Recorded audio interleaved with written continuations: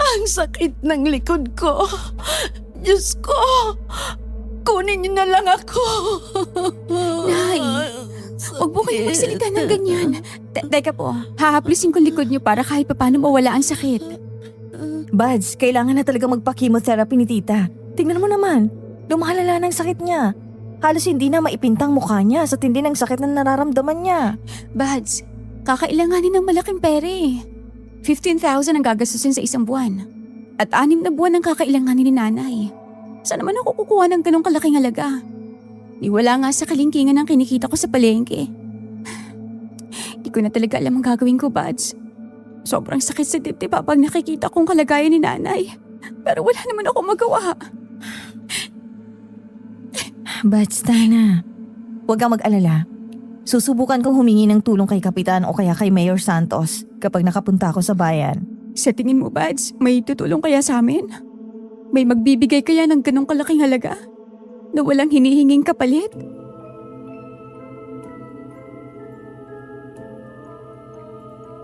Hindi lahat ng tulong ay hulog ng langit. Minsan may kaakibat itong inaasahang kapalit. Pero paano nga ba natin malalaman kung sino ang tunay na tumutulong sa atin? Kung ikaw ang nasa sitwasyon ni Mia at may estrangherong nag-alok ng tulong para madugtungan ang buhay ng iyong ina, tatanggapin mo ba ito kahit hindi mo pa siya lubusang kilala? Paki-comment ang inyong mga sagot sa ibaba. Excited na kaming mabasa ang mga ito. At kung naiintriga ka sa kwento ni Mia, tara na't sabay-sabay nating subaybayan ang kanyang kwento hanggang sa dulo. Magandang araw po sa lahat ng tagapakinig ng kwentong Takip Silim. Lalo na po sa inyo, Miss Anne. Ako nga po pala si Mia, 35 taong gulang at kasalukuyang naninirahan dito sa Samar. Ang kwentong ibabahagi ko po sa inyo ngayon ay nangyari 1 dekada na ang nakalipas sa aming baryo. Hindi ko na po babanggitin ang tunay na pangalan ng lugar, pati na rin ang mga taong kabilang sa kwentong ito, para na rin po ito sa kanilang seguridad. Bago po tayo magpatuloy, nais ko rin pong ipaalam na tanging sa kwentong Takip Silim ko lamang ipinadala ang aking sulat. Kaya kung marinig man po ninyo ito sa ibang channel, pakireport na lamang po. Maraming salamat at God bless. Ang kwentong ito ay nangyari noong nabubuhay pa ang nanay ko. Tandang-tanda ko pa noon kung paano siya nagdurusa sa kanyang sakit at kung saan-saan kami lumapit para humingi ng tulong upang maipagamot siya. Hanggang sa isang araw may nakilala akong lalaki na bagong lipat sa baryo at kahit kakakilala pa lang namin, nag-alok siya ng tulong sa akin. Hanggang sa nagtapat siya sa akin at nanligaw. Ngunit ang hindi ko alam noon, ang tanging intensyon lang pala niya ay anakan ako upang maipagpatuloy ang lahi nila. Ang lahi ng mga nilalang na kinatatakutan ng marami. Buds! Buds! Oh, Buds. Saan ka ba pupunta? Bakit may dala kang basket?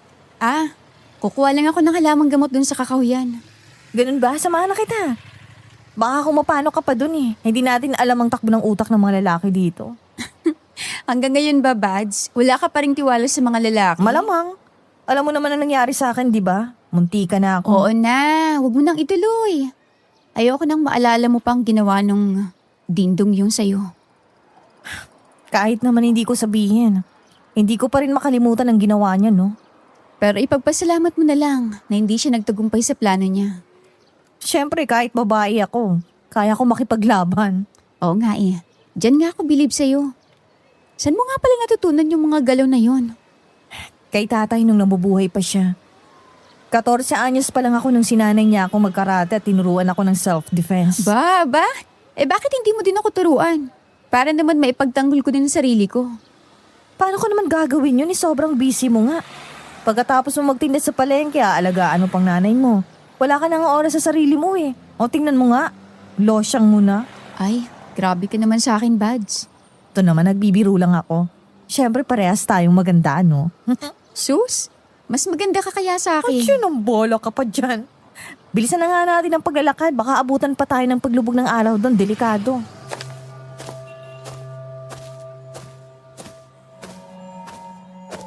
Kasama ko ngang naglakad papunta sa kakahuyan noon ng best friend kong si Rory. Pagkarating naman namin doon, Miss Anne, hinanap agad ng mga mata ko ang yerba buena. Ito kasi ang ginagamit kong pantapal sa masakit na likod ni nanay dahil sa breast cancer niya. Ngunit habang naglalakad kami ni Rory, napansin naming may kaluskos sa likod ng malalaking dahon at mahihinang mga yabag na parabang may hayop na dumaan doon. Saglit kaming napatingin doon pero wala naman kaming nakita. Napakunot noon naman si Rory at nagkatinginan kami sa isa't isa.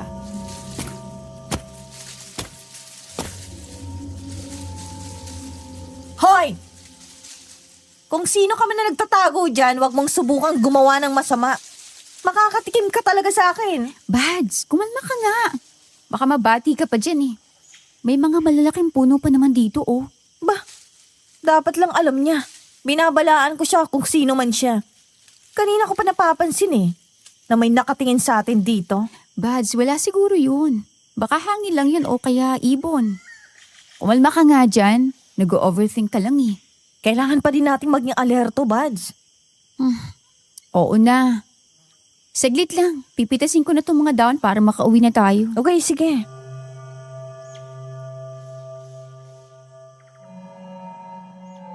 Dali-dali akong pumitas ng mga dahon ng yerba buena para makauwi na agad kami noon.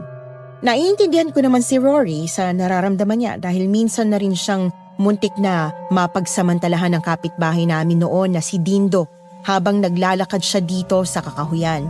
Mabuti na lang nagawa niyang patumbahin si Dindo kahit lalaki ito. Isa pa, kahit hindi ko man maamin sa sarili ko, naramdaman ko din talaga noon na parang may nagmamasid sa amin. Pero ako kasi yung taong hindi nagpapadala sa takot dahil mas matatakot lang ako kung ipapakita ko yon. Kaya pilit ko yung inaalis sa isipan ko at itinoon na lamang ang aking atensyon sa pamimitas ng mga dahon hanggang sa napuno ko na ang maliit na basket na dala ko.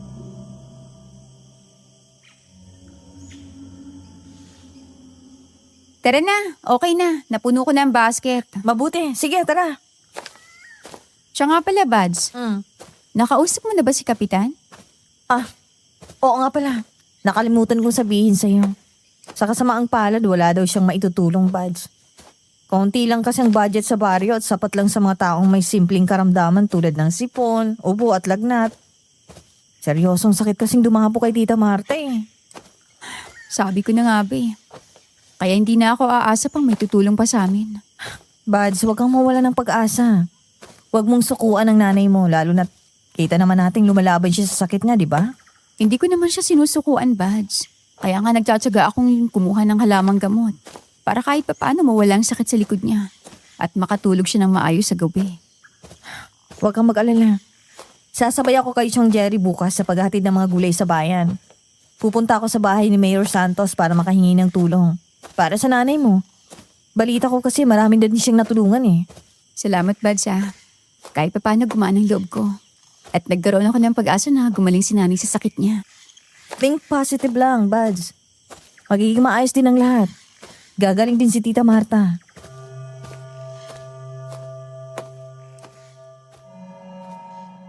Napangiti naman ako sa sinabi ni Rory at kahit papaano, nabuhayan ang loob ko. Doon ko mas lalong napatunayan kung gaano ako kaswerte sa best friend ko dahil kahit ano, ginagawa niya para makatulong sa akin. Samantalang ako, unti-unting napanghihinaan ng loob dahil iniisip ko noon na wala naman kasing tanga na magbibigay ng ganon kalaking halaga, lalo na't hindi naman namin kakilala. Pagdating ko sa bahay noon, nadatnan ko naman ang aking ina na nakahiga sa papag na may banig. Simula nung magkasakit siya, sa sala ko na siya pinapatulog dahil nagiinit daw yung likod niya. Maliit lang kasi yung kwarto namin, kaya mainit talaga kahit gabi na. Ikumpara mo sa sala na may bintanang may rehas na gawa sa kawayan, kaya nakakapasok pa rin ang hangin sa mga butas nito kahit papaano.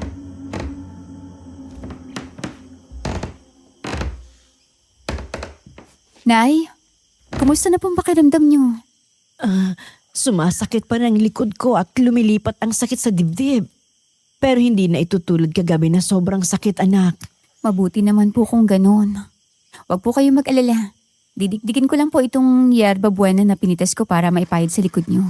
Sabi ng kasamaan ko sa palengke kanina, epektibo daw ito pampawala ng sakit sa katawan, Nay. Maraming salamat, anak. Alam kong pagod ka sa buong araw na pagtitinda sa palengke. Pero nakuha mo pa rin kumuha ng halamang gamot para sa akin. Salamat sa pag-aalaga sa akin, Mia. Nay, sino pa ba magtutulungan? Tayo na lang pong dalawang magkasama sa buhay. Anong dalawa? Hindi ba ako kasali dyan, Buds? Siyempre naman kasali ka. Matampuhin ka talaga kahit kailan. Rory. Aba, tinatawag mo na ako sa pangalan ko ngayon ha. Tita o ang anak niyo po. Nakakatuwa ka talaga, Rory. Kahit papano nabawasan ang sakit na nararamdaman ko dahil sa'yo. Salamat talaga ng marami dahil lagi kang nandyan para sa amin ni Mia. Isa ka talagang tunay na kaibigan ng anak ko. Siyempre naman, tita. Tunay ako, hindi naman ako katulad ng iba dyan na plastic, no? Ikaw talaga, Buds. Totoo naman, no? Tingnan mo ang kapitbahay natin si Aling Nilda at si Aling Susan. Kapag magkasama parang magkapatid kong magpurian. Ang hindi alam ni Aling Nilda, chinichismis siya ni Aling Susan kay nanay. Hala. Grabe naman pala yung si Aling Susan, no? Napaka-plastic pala. Sinabi mo pa, kaya kay Susan tayo. Teka, bakit parang may nagkakagulo sa labas? Oo nga, no? Tara, tingnan natin.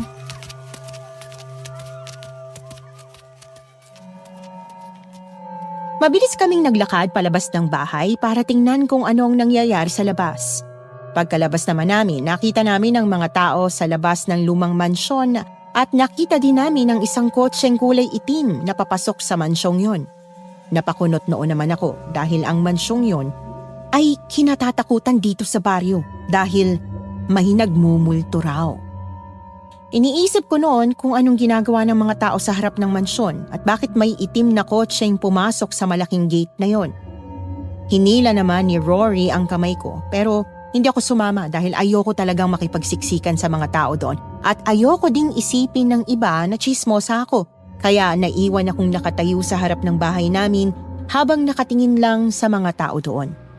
Ilang sandali pa, agad namang bumalik si Rory at halata sa mukha niyang sabik siyang ibalita sa akin ang nalaman niya.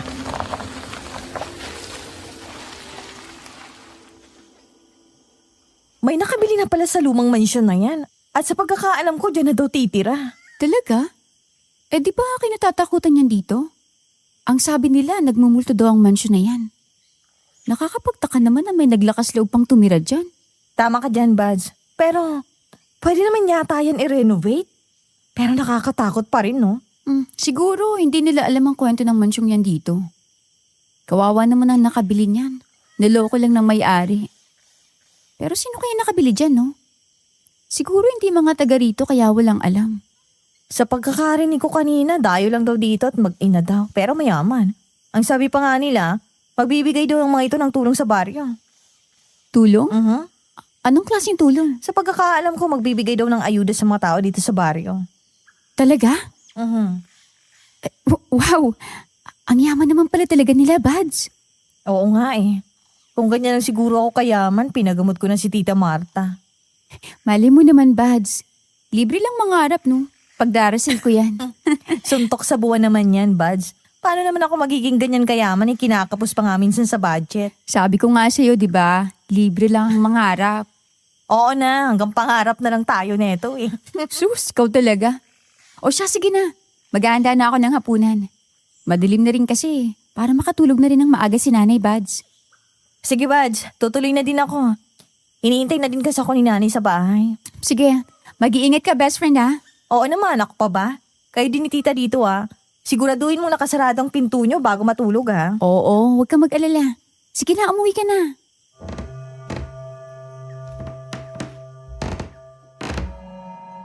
Pagka-uwi ni Rory, agad naman akong naghanda ng hapunan. Lugaw lang at nilagang dahon ng kamote ang niluto ko noon dahil bawal kay nanay ang mamantika, sabi ng doktor. Pagkatapos kong makapagluto, dinikdik ko na agad yung mga dahon ng yerba buena para handa na itong ipahid pagkatapos naming maghapunan.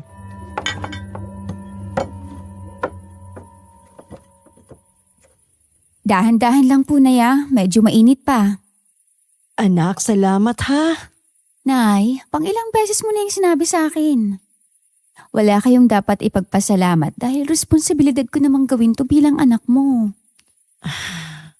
Masaya lang ako na ikaw ang naging anak ko. Kung wala ka, hindi ko to kakayaning mag-isa. Baka nga gumagapang na ako ngayon. Hindi ko po hahayaang mangyari yun, Nay. Kaya pwede ba? Huwag na po kayo mag-isip ng masama. Sana wag kang mapagod sa akin, anak. Hindi po ako mapapagod sa inyo kahit kailan. Kaya huwag niyo na pong isipin yan, Nay. Sige na po, kumain na ho kayo.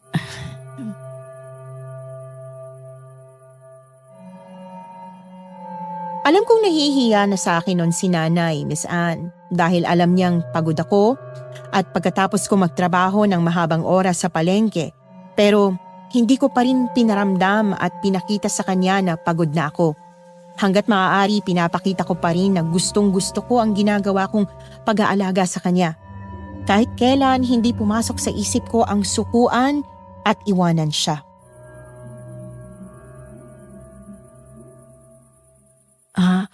Mabuti pa magpahinga ka na. Nag-aalala na ako sa'yo, anak. Pagod ka na, kaalaga sa akin.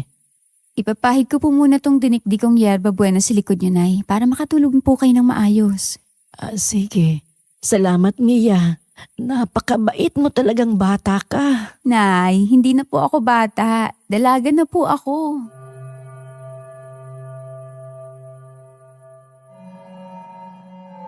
Napangiti naman si Nanay sa sinabi ko noon.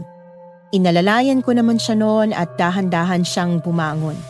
Itinaas ko ang damit niya at maingat na ipinahid ang dinikdik na dahon sa likod niya. Nadurog naman ang puso ko nang mahawakan kong butot balat na lamang ang likod niya.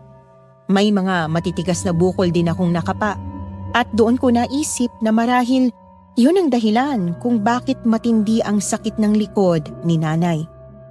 Ilang minuto ko ring pinahiran ang likod niya bago ko muling ibaba ang damit niya at dahan-dahan siyang pinahiga sa papag. Pagkatapos noon, naglatag ako ng banig sa sahig sa tabi ng higaan niya para mabantayan siya kung sakaling may kailangan siya. Pagkahiga ko, agad din akong nakatulog sa sobrang pagod. Nagising na lamang ako nang marinig ko ang mahinang ungol ni Nanay.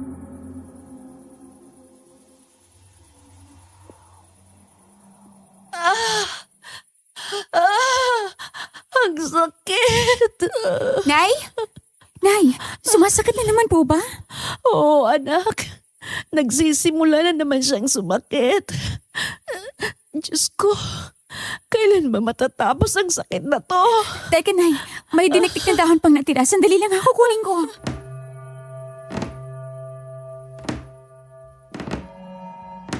Natataranta akong nagtungo sa kusina noon para kunin ang dinikdik na dahong natira sa maliit na lagayang plastik.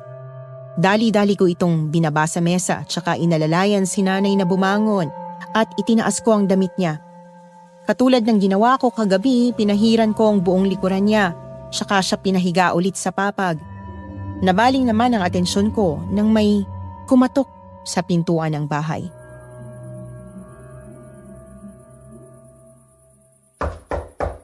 Sandali lang, nandiyan na. Ang aga naman yata ni Rory ngayon. Oh, Buds! Mukhang nakabihis ka ngayon ah. Magpapaalam sana ako sa'yo. Sasabay na ako kay Chong Jerry ngayon. Pupunta ako sa bayan para makahingi ng tulong kay Mayor Santos. Ganun ba? Pwede ba akong sumama? Naku, Buds, hindi na kasi. Sa likuran na nga lang ako ni Chong sasakay kasi puno na ng mga sakong gulay ang tricycle. Sayang naman. Gusto ko din sana makausap si Mayor Santos sa personal eh. Buds, ako nang bahala. Huwag kang mag-alala. Gagawin kong lahat para makumbinsi ko si Mayor Santos na tulungan ng nanay mo. Salamat, Buds ah. The best ka talaga. O siya, sige na. Tutuloy na ako. Baka maiwan pa ako eh. Oh, sige. Mag-iingat ka ha. Salamat. Si Rory ba yun, anak? Bakit hindi man lang siya pumasok dito? Opo, Nay. Nagpaalam lang po siya sa akin. Pupunta po siya sa bayan para humingi ng tulong kay Mayor Santos. Para po sa pagpapakimotherapy niyo. Nako, nakakahiya naman. Hindi na dapat siya nag-abala pa. Kaya ko pa namang labanan ang sakit ko. Nay, namimilipit na nga po kayo kanina sa sakit eh. Kahit hindi niyo sabihin sa akin, kitang-kita ko po kung gaano kayo nahihirapan sa sakit niyo. Pero ayokong nahihirapan ka din, anak. Ayokong makabala sa inyo. May sariling buhay din si Rory, kaya ayoko na abalahin pa siya. Nay, para namang hindi niyo naman kilala si Rory. Bata pa lang kami, mag-best friend na kami. Kaya alam kong hindi lang akong mahal nun, kundi pati kayo. Nag-aalala din sa iyo, kaya ginagawa niya yun. Napakaswerte mo talaga na meron kang kaibigan na katulad ni Rory, anak. Oo naman, Nay. Sobrang swerte talaga. Sana lang talaga makahingi siya ng tulong kay Mayor Santos. Para naman hindi masayang ang pagpunta niya doon. May kalayuan pa naman ang biyahe. Wala tayong magagawa sa ngayon kundi magdasal at ipagkatiwala sa Diyos ang lahat. Opo, Nay. Ipinagdarasal ko po na sana po gumaling po kayo. Gusto ko pa po kayo makasama ng matagal hanggang sa pagtanda ko, Nay. Mahal na mahal ko po kayo. Mahal na mahal din kita, Mia. Halika nga dito, anak. Payakap nga si nanay.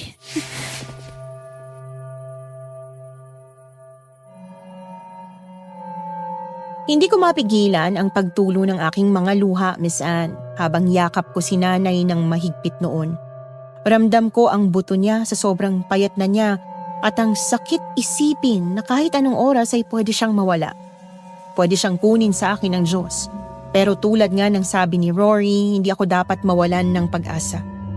Maya-maya pa naghanda na ako ng tanghalian para makakain na rin si nanay. Pumitas ako ng talong sa bakuran tsaka nilaga ito at hinalo sa lugaw. Nay, kain na po. Luto na po yung lugaw. Wala akong ganang kumain, anak. Hayaan mo na lang muna ako matulog. Nay, hindi po pwedeng hindi kayo kakain. Mas lalo pong manghihinang katawan nyo. Sige na po. Susubuan ko na po kayo, ha? Nay? Ang sakit na naman ng likod ko. Nay? Teka po. Hahaplusin ko po ang likod nyo, ha? Saan po banda masakit, Nay? Dito sa ibabaw, anak. Nakakapagod Nay! na. Ang sakit. Teka, Nay. May nakakapa akong bukol. Iyan nga ang masakit, anak. Ang sakit. Nay!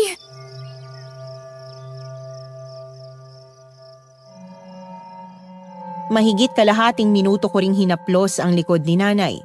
Tsaka humupa ang sakit na nararamdaman niya. Napayakap na lang ako sa kanya habang pilit tinatago ang pagtulo ng luha sa mga mata ko. Maya-maya pa naisipan kong pumitas ulit ng yerba buena at naisip kong damihan na ang pagkuha dahil babalik na naman ako sa trabaho sa susunod na araw. Naglakas loob na akong pumunta mag-isa sa kakahuyan noon dahil baka gabihin na sa pag-uwi si Rory. Inalis ko ang takot sa dibdib ko at iniisip ko na lang na para kay nanay ang lahat ng ginagawa ko.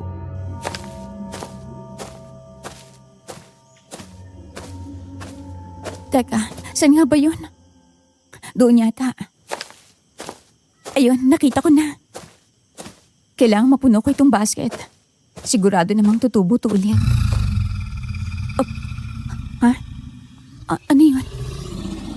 Diyos ko, may babangis na hayop yata dito. Wala pa naman si Rory. Diyos ko, huwag niyo po akong pabayaan. Diyos ko, ang laking babayra mo.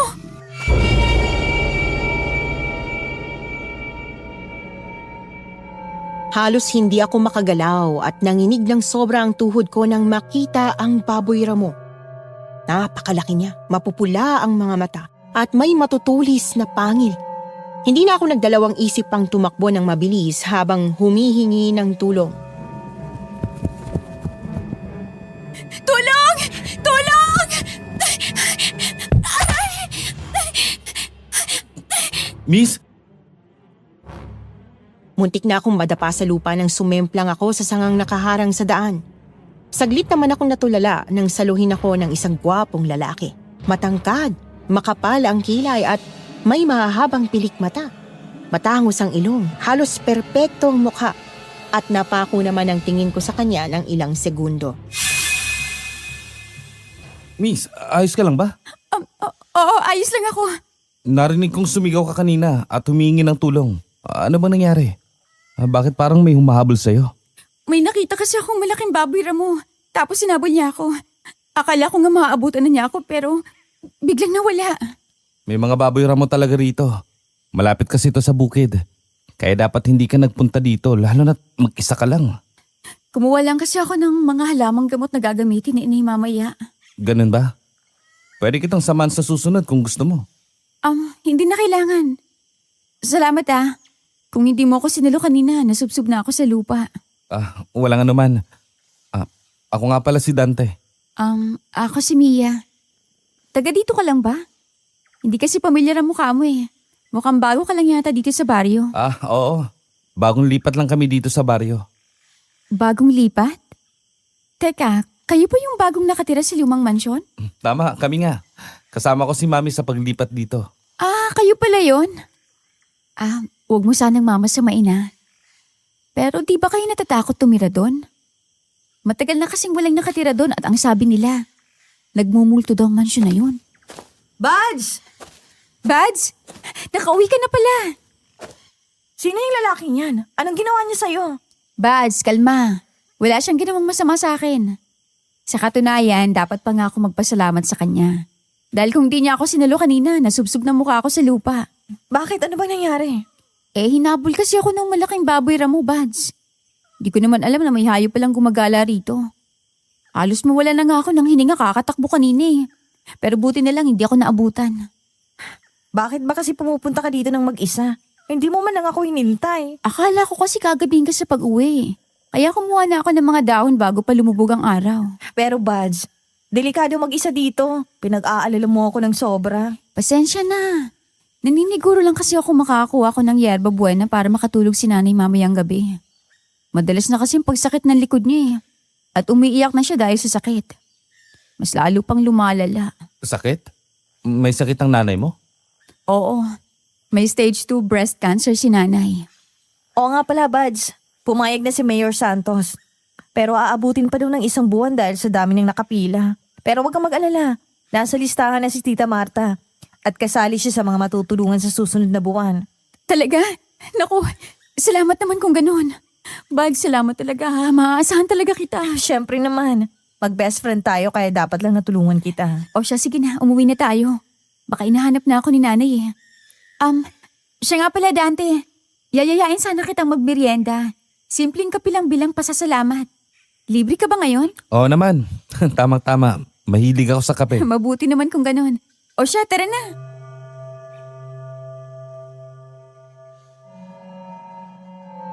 Habang naglalakad pa uwi, si Dante ay tahimik na sumusunod sa amin sa likuran. Hindi ko naman maiwasang mapasulyap sa kanya at napangiti naman kami sa isa't isa. Habang si Rory naman ay hinila ko palapit sa kanya at bumulong siya. Buds, bakit mo naman siya sinama sa bahay niyo?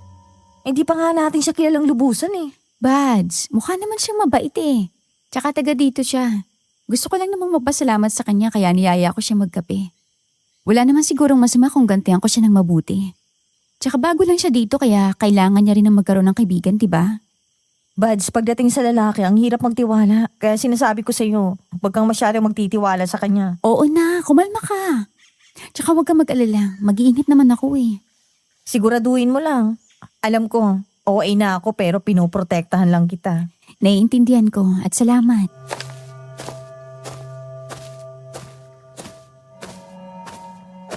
Nasanay na ako kay Rory, Miss Anne, at inaasahan ko na talaga ang magiging reaksyon niya noon. Pero ayoko namang husgahan si Dante dahil lang sa sinabi niya. Hindi na rin ako nakipagtalo pa sa kanya dahil alam kong uusok na naman ang ilong ng best friend ko kapag hindi ko siya pinakinggan. Pagpasok namin sa bahay noon, Miss Anne, agad na napansin ni nanay na may kasama kaming lalaki habang maglakad papasok. Tiningnan niya ito mula ulo hanggang paa at napatingin naman ako sa reaksyon ni Dante. Nakangiti lang ito at bahagyang yumuko sa harapan ni nanay para magbigay ng respeto. At doon ako humanga sa kanya at napangiti.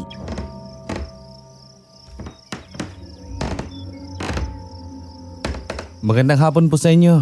Ako nga po pala si Dante. Bagong lipat po dito sa baryo. Ako naman si Marta, nanay ni Mia. Magkaibigan ba kayo nitong anak ko? Kakikilala lang po namin, Nay. Niyaya ko lang po si Dante dito para makapagpasalamat sa kanya. Tinulungan niya po kasi ako kanina habang namimitis ako ng halamang gamot sa kakahuyan. Ganun ba? Nako, salamat sa pagtulong mo sa anak ko, iho. Walang anuman po, Aling Marta. Maupo ka muna dito, Dante. Ipagtitimpla lang kita ng kape. Sige, salamat. Bads, maiwan na muna kita dito Oo, ako nang bahala dito, Buds.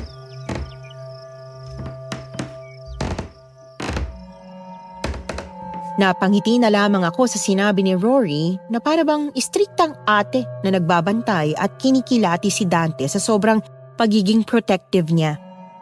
Pagkarating ko sa kusina, agad akong nagtimpla ng kape sa maliit na tasa. Habang nagtitimpla ako, naririnig ko naman ang pinag-uusapan ni Nanay at Dante sa sala at nasurpresa naman ako sa narinig ko.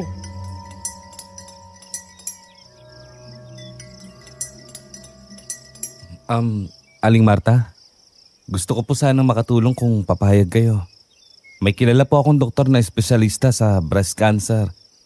At wala po kayong dapat alalahanin sa bayad. Libre po ito kung papayag po kayo. Talaga, iho? Totoo ba yan? Opo. Pwede ko po kayong dalhin sa ospital dahil may kotse po ako. Kaya wala pong magiging problema. Pero nakakahiya naman sa'yo, iho.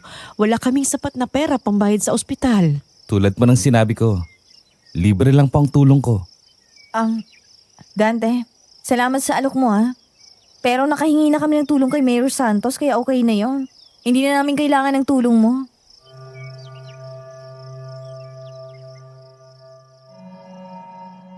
Nakaramdam ako ng panghihinayang sa ginawang pagtanggi ni Rory. Pero naisip ko rin na pinaghirapan niya ang pagpunta niya sa bayan para lang makausap si Mayor Santos at ayokong baliwalain yon dahil lang sa nag-alok ng agarang tulong si Dante. Huminga ako ng malalim tsaka bumalik sa sala dala-dala ang 2 tasang kape na tinimpla ko para kina Rory at Dante. Kita ko naman ang matamis ng ngiti ni Dante nang iabot ko sa kanya ang tasa ng kape.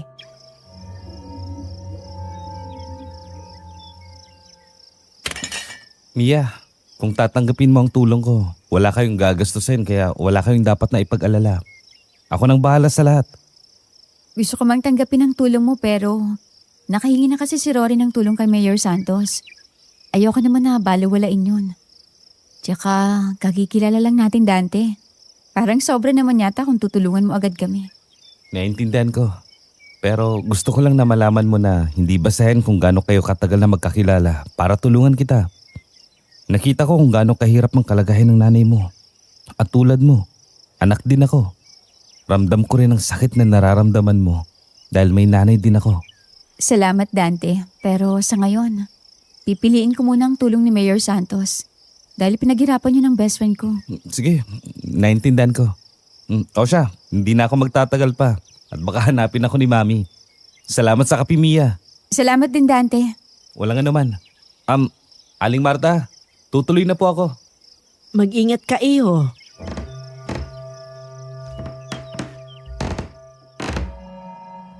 Pagkatapos lumabas ni Dante, hindi ko maiwasang sundan siya ng tingin hanggang sa kalayuan. Kita ko siyang naglakad papunta sa lumang mansyon at pumasok sa loob. Ang puso ko ay parang may kakaibang kirot. Hindi dahil sa galit, kundi dahil sa panghihinayang. Alam kong handa siyang tumulong ng walang pag-aalinlangan, ngunit pinili kong pahalagahan ang tulong ni Rory. Naramdaman ko naman ang paghawak niya sa balikat ko habang nakatayo ako noon sa pintuan.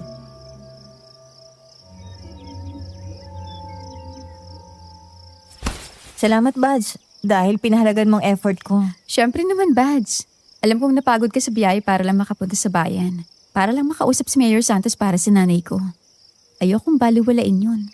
Pero Buds, naniniwala ka ba talaga na tutulungan ka ng lalaking yun?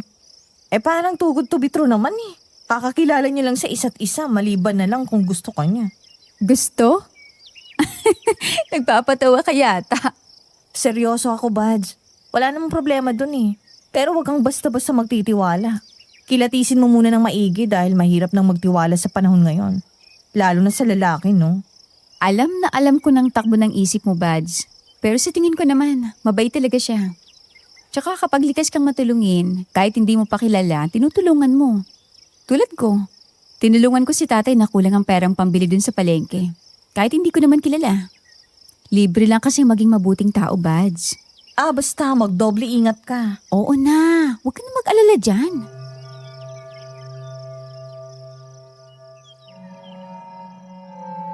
Matapos ang usapan namin ni Rory noon, nagpaalam na rin siyang umuwi. Ako naman ay naghanda na ng hapunan.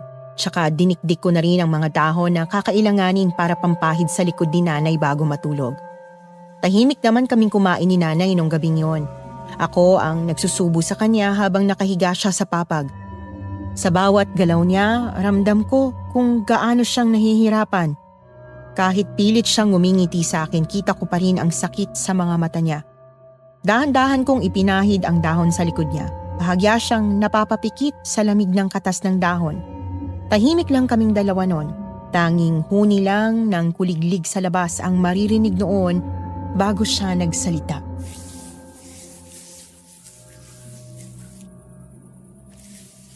Anak, Opo, Nay. kung sakali lang, kung sakaling hindi na ako gumaling, huwag mong pabayaan ang sarili mo ha.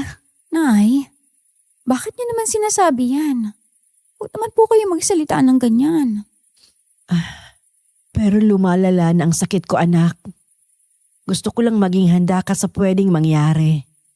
Ramdam kong kumakalat na ang cancer sa katawan ko. Nay, gagaling po kayo. Magtiwala lang po kayo. Pakiusap naman, Nay, lumaban po kayo para sa akin. Lalaban ako hanggat kaya ko, Mia.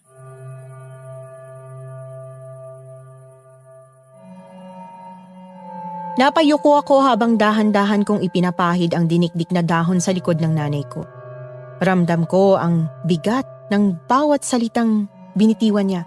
Para bang may malamig na hangin na dumaan sa dibdib ko. Ayokong isipin ang sinasabi niya, pero sa bawat paghinga niya, alam kong totoo ang hirap na dinaranas niya.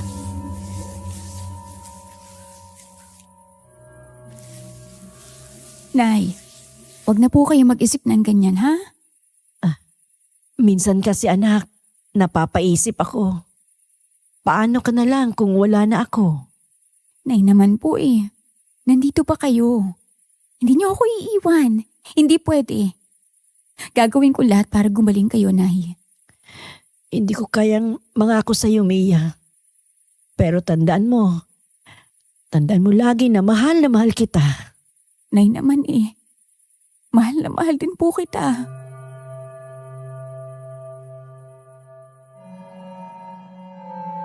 Sobra akong nadurog sa usapan namin ni nanay noon. Para kasing nagpapahiwatig siya na kahit anong oras ay pwede siyang mawala at hindi ko yata kakayanin yon. Matapos kong pahiran ng likod niya, inayos ko ang kumot na nakabalot sa kanya. Hinaplos ko ng marahan ang kamay niya. Gusto kong umiyak noon pero hindi ko magawa sa harap niya. Kaya agad kong pinatay yung maliit na lamparang nakasabit sa pader. Humiga ako sa banig sa tabi ng papag niya para mabantayan siya. Paulit-ulit namang umiikot sa isip ko ang sinabi niya.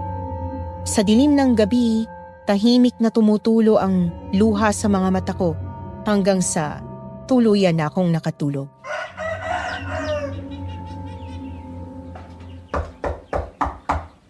Anak, gising. Gising na. May kumakatok sa labas. Opo, Nay. Pasensya ka na. Kung kaya ko lang tumayo mag-isa, ako na sana ang nagbukas. Okay lang po yun, Nay. Andiyan na, sandali lang, Bads.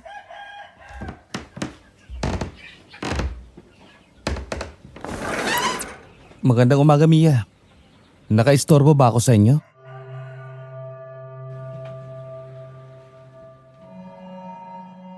Nagulat ako nang bumungad si Dante sa harap ko na may dalang isang basket ng mga delata, noodles at bigas.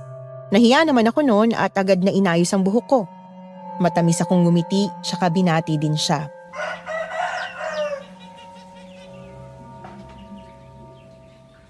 Magandang umaga rin sa'yo, Dante. Bakit naparito ka? Iabot ko lang sana tong konting tulong ko sa inyo. Eto, Konting grocery para sa pang-araw-araw niyong pangangailangan. Naku, salamat. Hindi ka na sana nag-abala pa. Napag-usapan na namin to ni Mami. Ito ang paraan namin para magpasalamat sa mga tao dito sa mainit na pagtanggap sa amin. At saka napansin din namin ang kalagayan ng mga namumuhay dito. Napakabuti naman ng puso mo, Dante. Salamat ulit dito ha. Wala yun. Basta kung may kailangan ka pa, kayo ng nanay mo. Nandito lang ako. Sige, salamat ulit. O siya, tutuloy na ako. Mag-aabot pa ako ng tulong sa iba eh. Mamaya ulit. Baka pwedeng bumisita ulit dito sa bahay niyo. Oo naman. Palagi kang welcome dito. Salamat, Mia. O siya, tutuloy na ako.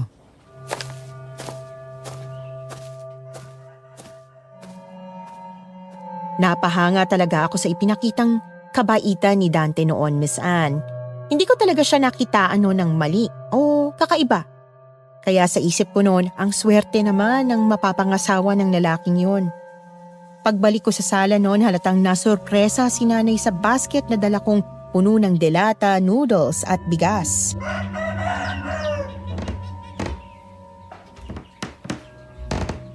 Ang dami naman yan, anak. Saan galing yan? Kay Dante po, Nay. Nagbigay po sila ng ayuda sa baryo bilang pasasalamat sa pag-welcome daw ng mga tao dito. Aba, napakabait pala talaga ni Dante, no? Hindi lang mabait, Nay. Mayaman pa. Iba talagang nagagawa ng pera, anak. Nagagawa mo ang lahat ng gusto mo. Oo nga, Nay. Kung mayaman lang sana tayo, hindi ka na sana mahihirapan sa sakit nyo. Eh di sana, napagkimo ko na kayo. Okay lang yun, anak. Ang importante, may marangal kang trabaho at nabibili natin ang mga pangangailangan natin sa araw-araw kahit na minsan kinakapos tayo. Tama po kayo, Nay. Pasalamat na lang po ako na may trabaho ko kahit papano. Dapat lang, anak. Teka, hindi ka ba magtitinda ngayon sa palengke? Hindi po, Nay. Umuwi po ang amo ko sa probinsya kaya hindi muna sila magbubukas ng 1 linggo. Ganun ba? Mabuti naman kung ganon para makapagpahinga ka. Pero mukhang wala ka ng pahinga dahil sa akin. Pasensya na, anak. Si Nanay talaga. Ilang beses ko na pong sinabi sa inyo na masaya po akong inaalagaan kayo. At hindi po ako pagod. Kaya wag na po kayo mag-isip ng ganyan. Oo na, anak. May kumakatok na naman. Sandali, Nay. Pagbubuksan ko. Good morning, Buds. Oh, Bads. Mukhang masarap yung dala mo ah. Gawa to ni Nanay Buds. Alam kong paborito mo tong suman kaya pinagdala na kita. Naks, ang sweet naman ng best friend ko. Halika, pasok ka. Sabay na tayo mag-almusal. Uy, dami yung grocery ngayon ah. Nagpunta ka ba sa bayan, Buds? Ah, naku, hindi. Bigay yan ni Dante kanina. Nagbigay siya ng tulong sa baryo. Yan yata yung sinasabi mong ayuda nila. Talaga? Bakit hindi man lang niya kami binigyan? Bakit parang ikaw lang? Eh, baka masama ang loob sa'yo. Joke lang. Baka mamaya pa, Bads. Naglilibot pa siguro yun sa baryo para mag-abot ng tulong. Sa dami ba naman ang bahay dito? Baka huli na kayong mabigyan. Iba talagang pakiramdam ko sa lalaking yun, Buds eh. Ayan ka na naman sa tamang hinala mo, Bads. Buds, hindi lang to tamang hinala. Nakakalata na kasi ako may gusto sa'yo yun eh. May gusto. Tingnan mo nga ang itsura ko. Paano ako magugustuhan nun? Eh sobrang yaman niya nga eh. Hindi ang babaeng tulad kong gugustuhin nun, no? Pero paano kung may gusto nga siya sa'yo? Magpapaligaw ka ba? Ano ba namang klaseng tanong yun, Buds? Hindi ka makasagot ng diretso. Kaya ibig sabihin may chance. Buds, wag mo sanang mamasamay ng sinasabi ko ha. Best friend kita kaya ayoko na masaktan ka o mapahamak ka. Kaya syempre pinag-iingat kita. Wala namang problema sa akin kung magkakaroon ka ng boyfriend.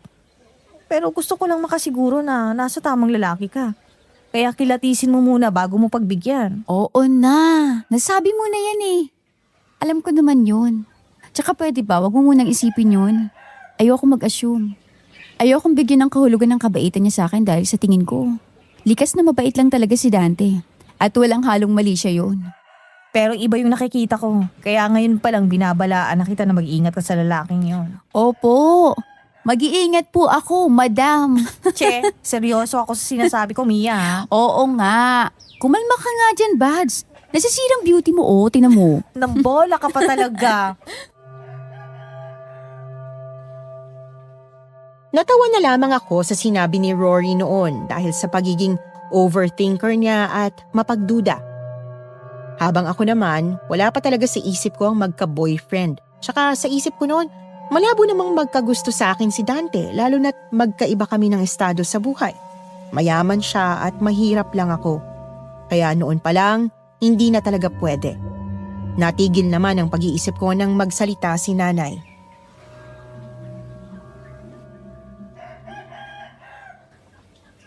Alam mo, Rory, isa sa hiling ko bago ako mawala ay makahanap na ng asawa itong anak kong si Mia. Para kapag nawala ako, may makakasama siya sa buhay at bubuo sila ng pamilya. Grabe naman yan, tita. Para naman naghahabilin ka na. Huwag naman ganon. Gagaling pa po kayo. Nakahingi po ako ng tulong kay Mayor Santos. Kaya sa susunod na buwan, magpapa-chemotherapy na po kayo. Sumasakit na naman! Salita! Ang sakit! Nay! Teka! Kukunin ko lang yung mga dahon sa kusina. Sandali! Tumakbo ko papunta sa kusina habang naririnig ko pa rin ang mga daing ni nanay mula sa sala. Nanginginig ang mga kamay ko habang hinahanap ang mga dinikdik kong dahon na yerba buena. Nasaan na ba yun? Ang sakit! Diyos ko po! Ang sakit! Mia! Si Tita Marta sumuka ng dugo! Ano? Diyos ko! Nay! Nagulantang ako at nanlaki ang mga mata ko nang makita ang aking ina na sumusuka ng dugo at duguan na ang damit niya. Parang tumigil ang mundo ko sa nakita ko. Biglang nanghina ang mga tuhod ko habang nakatayo sa harapan ni nanay noon. Hindi ko alam kung lalapit ba ako o sisigaw. Basta nanginginig ang buong katawan ko. Nay! Nay! Ano nangyayari sa'yo, Nay? Nay! Mia, ang sakit. Hindi ko na kaya ang sakit. Pagod na ako, anak. Nay, sandali lang, sandali lang. Nandito lang ako, Nay. Huwag kang magsalita ng ganyan, please. Lumala na ng sakit ni tita. Bats, kailangan natin siyang madala sa ospital. Pwede ba magpahati tayo kay Chong Jerry? Sige, sasabihan ko siya. Hintayin niyo ako dito. Tumakbo si Rory palabas ng bahay habang ako naman, hindi ko mapigilan ang pagluha ko. Ramdam ko ang matinding takot na parang may mabigat na bato na nakadagan sa dibdib ko. Pero alam kong hindi ako pwedeng mataranta. Ako lang ang aasahan ni nanay ngayon. Kumuha ko ng tuwalya sa mesa at pinunasan ang bibig niya habang nanginginig pa rin ang kamay ko.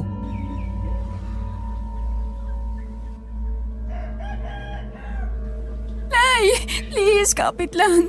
Papunta na tayo sa ospital, Nay. Pasensya ka na, anak. Nay, huwag kang magsalita ng ganyan. Hindi ka mawawala, Nay. Hindi ako papayag. Tao po! Tao po! Mia? Teka lang, Nay. Dante, Nakaabala ba ako? Gusto ko sanang bisitahin ka. May dala akong tinapay para sa inyo. Dante, pasensya na, pero wala akong oras dyan eh. Aalis kami ngayon ni Nanay. Aalis? Teka, bakit parang natataranta ka? May nangyari ba kay Aling Marta? Ang sakit!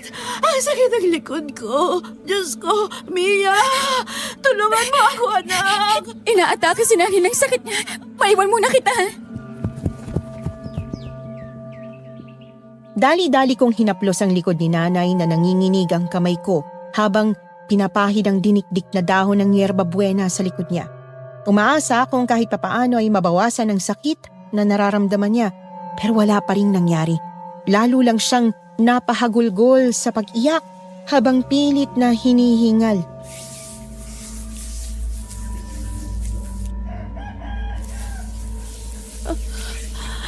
Mia! Ang sakit! Hindi ko na kaya. Nay, kapit lang. Please, Nay, sandali lang. Papunta na tayo sa ospital. Mia, dali na natin sa ospital sa Aling Marta. Dante, nandiyan ka pala. Pasensya na kung pumasok na ako nang walang paalam. Narinig ko kasing dumadaing sa sakit sa Aling Marta. Kaya gusto ko sana kayong tulungan. Hindi na. Darating na si Chong Jerry. Siya maghahatid sa amin sa ospital. Mia, huwag ka nang mahiya. May sasakyan naman kami kaya mas safe sumakay sa kotse ko. Buhay ng nanay mo ang nakasalalay dito. Buds, wala si Chong Jerry. Nasa bahayan daw siya at mamaya pa ng gabi uuwi. Mia, sumama na kayo sa akin.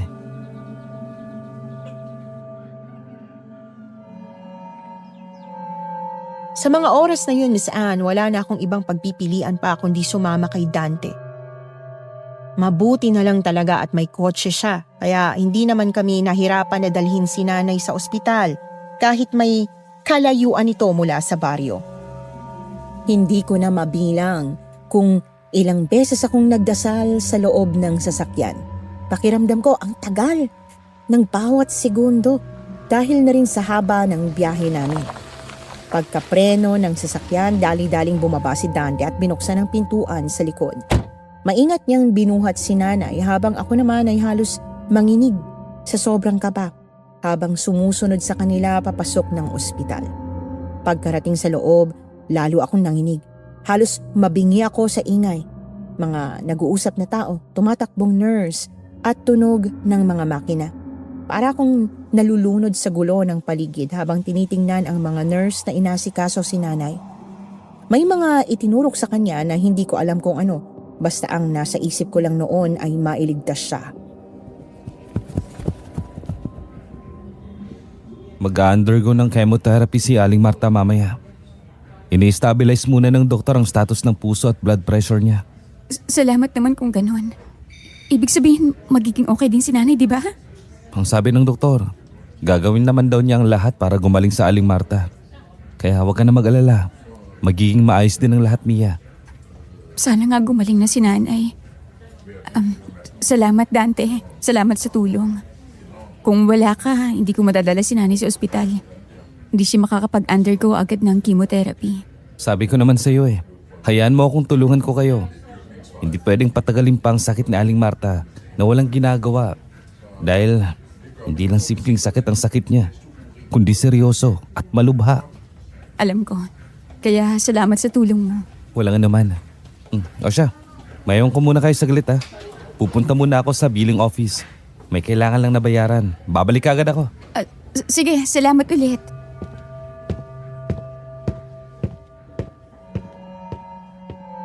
Pagkaalis ni Dante, nakahinga naman ako ng maluwag. Napatingin ako kay Rory at ganoon din siya sa akin. Sa gitna ng pagod at kaba, sabay pa rin kaming napangiti. Isang maliit na ginhawa sa gitna ng magulong araw na yon. Bads, pasensya ka na ha. Ha? Bakit ka naman humihingi ng pasensya? Sa pagtanggap ko ng tulong ni Dante. Alam ko medyo alangan ka sa kanya, tsaka baka isipin mong hindi ko pinahalaga ng effort mong magpunta sa bayan para humingi ng tulong kay Mayor Santos. Ano ka ba, Buds? Huwag kang mag-isip ng ganyan. Naiintindihan ko naman eh. At saka kailangan talaga ni tita na madala agad dito sa ospital. Kung hindi dahil kay Dante, baka mas lalo pang lumalang kondisyon niya. Hindi ka galit? Galit? Ba hindi ah. Sa totoo lang, masaya pa nga ako eh. Talaga? Ibig sabihin may tiwala ka na kay Dante? Masaya ako dahil ibig sabihin nun, ginawa mong lahat para kay tita. Kahit pa kailangan mong lumapit sa lalaking kakikilala mo pa lang. Pero hindi ibig sabihin nun na may tiwala na ako kay Dante. Siyempre, kailangan ko pa rin makilatis ang lalaking yun. Ikaw talaga. Napaka-overprotective mo. Ba't dapat lang no? Ayoko malagi ka sa alanganin at masaktan ka ng kahit sinong lalaki. Salamat. Salamat sa lahat ng ginawa mo para sa akin. Ano ka ba? Kaibigan mo ko eh. Best friends tayo forever. Kaya syempre nandito lang ako palagi sa tabi mo para tulungan at protektahan ka. Oo, swerte ko talaga sa best friend ko. Payakap nga ako, Bads. Sus! Basta magtiwala ka lang nagagaling si tita. At huwag kang masyado mag-isip pa. Oo na.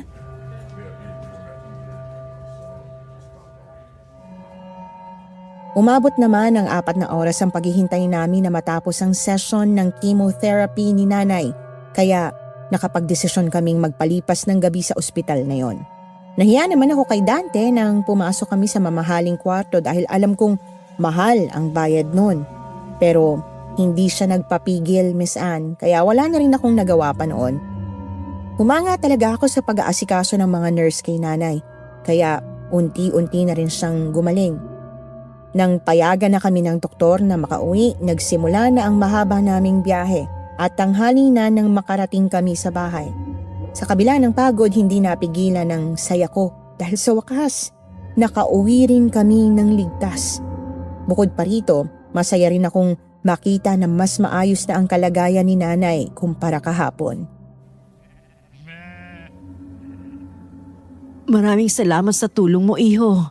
Kahit paano nabawasan ang sakit na nararamdaman ko. 6 na buwan pa po kayo magpapakemotherapy, Aling Marta. Pero wag po kayo mag-alala. Ako na pang bahala sa lahat. Iho, tatapatin na kita. Bakit mo ba ito ginagawa? Hindi mo naman kami lubusang kilala. Sobrang-sobra na ang itinulong mo sa amin. Gusto ko po kayong tulungan dahil alam kong kailangan nyo ng tulong ko. Yun lang ba talagang dahilan, iho? Nay, ano ba namang klaseng tanong yan? Baka matakot pa si Dante sa inyo sa pagiging mausisa niyo eh. Siyempre anak, gusto ko lang klaruhin ang lahat. Ang totoo po niyan, Aling Marta. Gusto ko po sanang umakyat ng ligaw sa anak nyo. Ano? Tama bang narinig ko? Aakyat ka ng ligaw sa best friend ko? Oo, tamang narinig nyo. Iho, walang problema sa akin kung manliligaw ka sa anak ko. Mabait ka, matulungin, at may mabuting puso at utang ko sa iyo ang buhay ko. Sa katunayan, botong-boto ako sa iyo para sa anak ko. Pero kay Mia pa rin ang desisyon. Dante, parang ang bilis naman yata. Di ba kakikilala lang natin? Hindi ko pa nga nakilala ang nanay mo eh.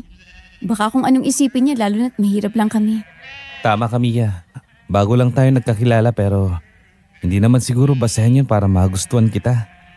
At kung inaalala mo si Mami, pwede kitang ipakilala kaagad sa kanya. Pwede bang pag-isipan ko muna? Oo naman. Pasensya ka na kung nabigla kita. Gusto ko lang din patunayan na malinis ang intensyon ko sa iyo, Mia. Kaya gusto kong humingi ng permiso sa nanay mo. Anak, pag-usapan niyo yang mabuti. Nasa iyo pa rin ang desisyon. Handa akong maghintay sa magiging sagot mo, Mia. Pero pwede ba kitang yayaing maghapunan sa mansion mamaya? Gusto ko kasing maipakilala ka kay Mami. Hindi na Dante. Nakakahiya naman sa mami mo. Baka magalit pa siya sa'yo kapag dinala mo ako sa bahay niyo. Mia, mabait si Mami. Wala kang dapat na ikatakot o ikahiya. Hindi siya katulad ng iniisip mo. Hindi kami tumitingin sa kung anong estado ng buhay ng isang tao. Kaya sige na, pumahayag ka na. Sige, pero pwede ko bang isama si Rory? Walang problema, Mia. Susundin ko na lang kayo dito mamaya. Naku, wag na. Kami na ang pupunta dun sa'yo. Sigurado ka? Oo, Dante. Oo siya, sige. Hintayin na lang kita mamayang gabi. Kailangan ko na umalis dahil may kailangan pa akong asikasuhin. Sige. Mag-ingat ka. Salamat ulit ha. Kayo din ah. Aling Marta, tutuloy na po ako. Maraming salamat, iho. Mag-iingat ka.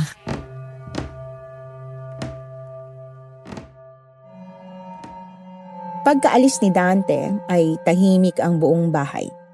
Naririnig ko lang ang mahinang pag-ihip ng hangin sa labas at ang kaluskos ng mga dahon ng niyog. Pero hindi ko maipaliwanag ang nararamdaman ko noon. Halo-halong kaba, hiya at pagtataka. Hindi ko alam kung kikiligin ba ako o matatakot sa pwedeng ihusga sa akin ng kanyang ina.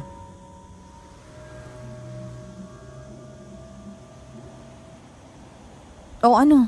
Hindi ka magsasalita? Bads, hindi ko alam kung anong dapat kong maramdaman eh. Abay malamang mabigla ka. Sino ba namang hindi? Isipin mo, ilang araw pa lang kayong magkakilala, tinutulungan ka niya ng bonggang-bongga tapos gusto palang mandigaw sa'yo. Sa tingin mo ba, hindi siya seryoso? Ang totoo niyan, masaya ako para sa'yo pati na kay Tita Marta dahil naagapan natin kahapon ang pag-atake ng sakit niya. At nakapag-undergo na din siya ng chemotherapy sa tulong ni Dante. Pero syempre tulad ng palagi kong sinasabi sa'yo, ayokong masaktan ka. Ayokong malagay ka sa alanganin lalo na't kadalasan sa mga lalaki ngayon hindi seryoso eh. Ang habol ang katawan ng babae. Pero kung magaan naman ang loob mo sa kanya, baka nga nag-overthink lang ako. May punto si Rory, anak. Pero sa nakikita ko kay Dante, mukhang seryoso naman siya sa mga sinabi niya. Hindi naman siguro siya magpapaalam sa akin kung hindi siya seryoso. Yun din ang nararamdaman ko, Nay. Sobrang bait at yaman pa niya kaya Para bang hindi ka panipaniwalang may ganyang klase pa palang lalaki ngayon na magkakagusto sa akin. Anak, hindi naman porket wala na ang papa mo, wala na din kagaya niya. Marami pa rin namang matitinong lalaki at seryoso. Tama ka naman dyan, tita. At kung saan masaya si Mia, sosoportahan ko siya. Kaya, Bads, wala sa amin ang desisyon. Ikaw ba? Ano bang nararamdaman mo ngayon? Bibigyan mo ba siya ng pagkakataon? Pagkatapos ng lahat ng naitulong niya sa amin, siguro naman deserve niya ding gantihan ng kabutihan. Kaya bilang pasasalamat, gusto kong tanggapin ang imbitasyon niya at payagan siyang manligaw. Kung ganun, kailangan mo ng maganda. Magsuot ka ng maayos para naman presentable ka sa harap ng nanay niya. Sasamahan mo ba ako? Ba syempre, di ba sabi mo sasama ako? Hindi kita hayaang pumunta doon mag-isa, no? Tsaka curious din ako kung anong itsura ng mansion nila. Ikaw talaga. Salamat, Bads ah. Basta, wag lang siyang magkakamaling saktan ka. Mananagot talaga siya sa akin. Makakatikim siya ng sipa ko. Napaka-OA talaga ng best friend ko kahit kailan.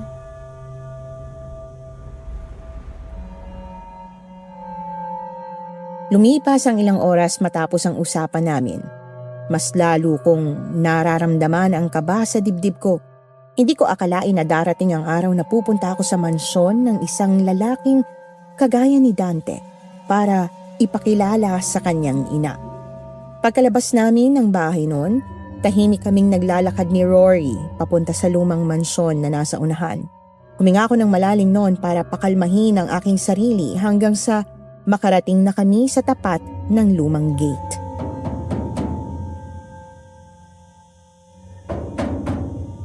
Tao po!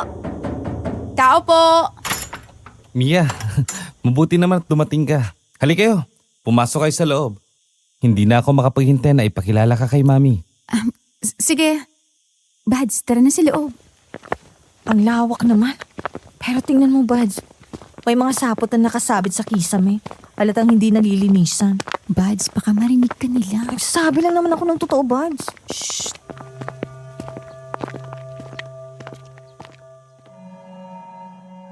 Namangha talaga kami sa lawak ng hardin nila.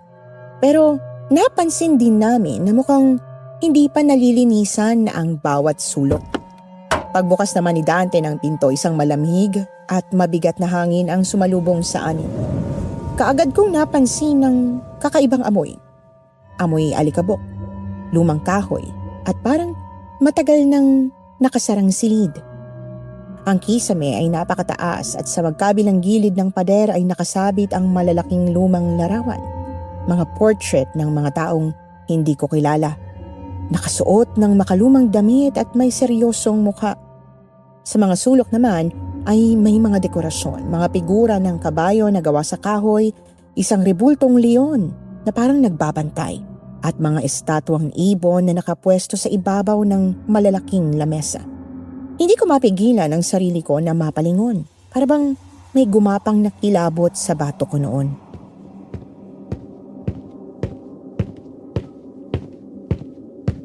Bads, parang ang creepy ng mansyon na to, no?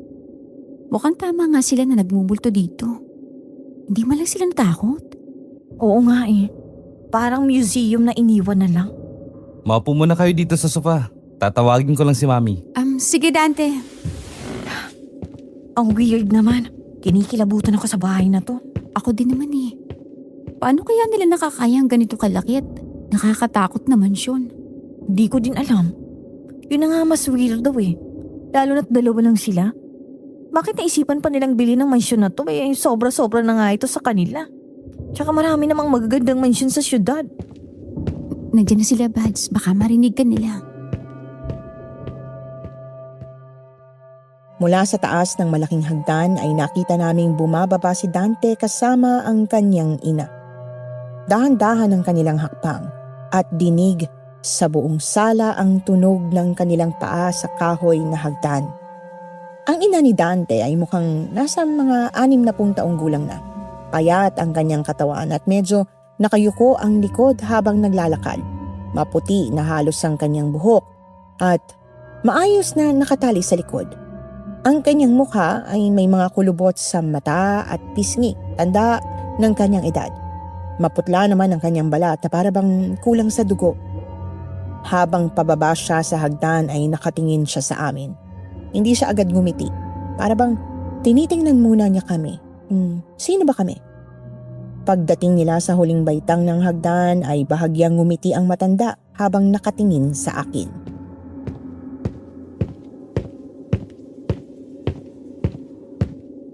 Mami, siya po si Mia at ang kaibigan niyang si Rory.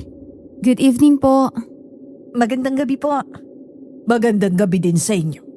Ako si Victoria, ang ina ni Dante. Masaya po kung nakilala kayo, Doña Victoria. Donya? Tita na lang, iha. Tita Victoria. Okay po, tita. Nabuntis ka na ba ng anak ko, iha? Po? Mami, wag naman po kayo magbiro ng ganyan kay Mia. Hindi siya sanay sa mga biro niyo. Pasensya na, iha. Nagbibiro lang ako. Akala ko po talaga seryoso po kayo sa tanong nyo. Syempre, di ba? Darating naman talaga kayo dyan. Gusto ng anak ko na magkaanak, iha. Kaya dapat lang nahanda ka. Mami, hindi ko pa siya girlfriend. Kumalma po kayo. Mia, pasensya na kayo kay Mami ha. Sabik na sabik lang talaga siya magkaapo pero wag mong intindihin. Naiintindihan ko, Dante. Hindi lang pala ang mansyon ng weird. Pati nanay niya.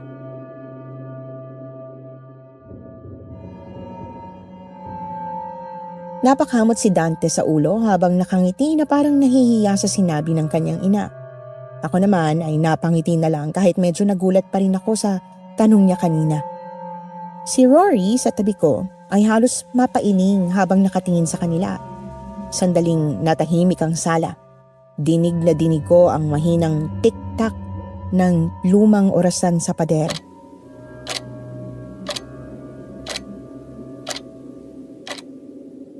Mabuti pa, kumain na tayo. O siya, sige anak. Ali kayo mga iha.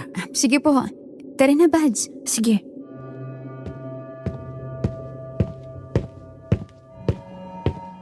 Nauna maglakad si Dante papunta sa dining room at sumunod kami sa kanya. Malawak din ang dining area ng mansyon. Sa gitna nito ay may mahaba at makintab na lamesang kahoy na may maraming upuan sa magkabilang gilid.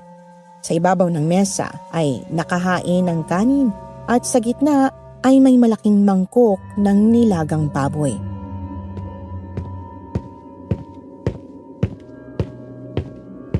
Maupo na kayo. Ang laki naman ng mesa niyo. Tama lang yan dahil gusto ko ng malaking pamilya. Kaya binili ko ang mansyong to. Di ba, Mami? Oo, tama si Dante. Hindi na ako makapaghintay sa magiging apo ko.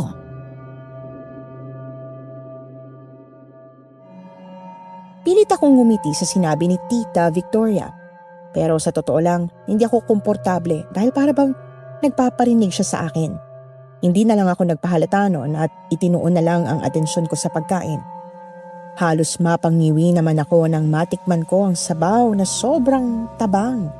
Para bang hindi man lang nilagyan ng asin kahit kaunti. At wala ring sibuyas at bawang. Napatingin naman ako kay Rory at pilit na ngumiti. At alam kong nalasahan niya rin yon. Pero siguro tulad ko, ayaw niya din magreklamo bilang respeto.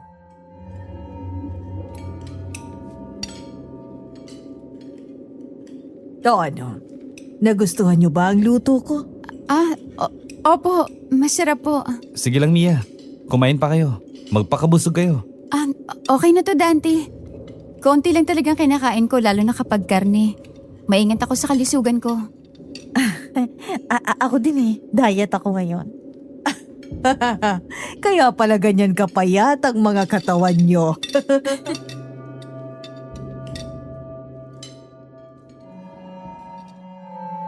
Nagtawa na naman kami noon sa sinabi niya. Pinilit kong magpakita ng interes sa usapan habang si Tita Victoria ay abala sa pagpapaliwanag kung paano niya niluto ang sabaw at kung gaano siya kasipag sa kusina. Pero habang nakikinig ako, ramdam ko ang bigat sa dibdib ko na parang bawat pangungusap niya ay may kasamang pagsusuri sa akin. Napatingin ako kay Rory at nakita ko rin ang bahagyang pagkabahala sa mukha niya. Hindi namin alam kung paano sasabihin na hindi namin talaga nagustuhan yung sabaw at ayaw naming magpahiya. Hanggang sa nagpaalam na nga kaming umuwi noon, Miss Anne. Ihahatid pa sana kami ni Dante pero iginiit kong kaya na namin, lalo na't dalawa naman kami ni Rory.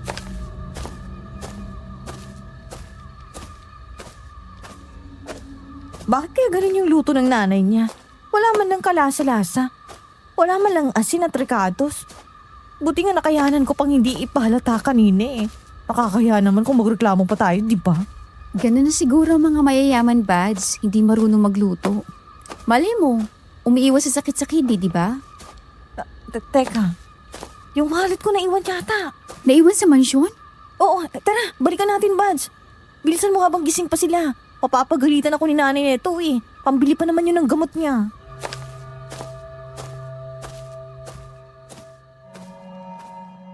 Agad kaming tumakbo pabalik sa mansyon at doon, nakita naming nakabukas ng bahagya ang gate, kaya pumasok na kami agad. Habang naglalakad kami palapit sa pintuan, napatigil kami pareho nang marinig namin ng pag-angil na tila nagmumula sa loob ng mansyon. Agad kaming lumapit sa may bintana at doon, nanlaki ang mga mata namin nang marinig ang pag-uusap ng mag-ina.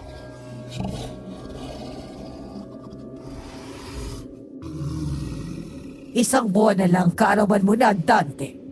Kailangan mo magkaroon ng anak bago ka tumuntong ng 35 para malakas na lahi ng aswang ang mabunin niyo. Huwag po kayo mag-alala, Inang. Malapit ko na pong makuha ang loob ni Mia. Malapit ko na siyang maging asawa. At bubuntisin ko na agad siya. Magkakaroon kami ng maraming anak. At wala nang makakapigil pa sa plano ko. Dapat lang, Dante. Pero para mas maganda, pwede nating gawing alay ang kaibigan niya para bumalik ako sa pagiging bata. Saktong-saktong sariwa pa ng dugo niya. Nang sa ganun ay pareho tayong maging masaya. Mga aswang sila. Walang hiya. Sinasabi ko na nga ba may kakaiba talaga sa kanila eh. Kaya pala walang asin ng pagkain kanina dahil mga aswang pala sila. At may binabalak pa talaga silang masama sa atin. Tara na, Bads. Umalis na tayo. Baka makita pa nila tayo rito.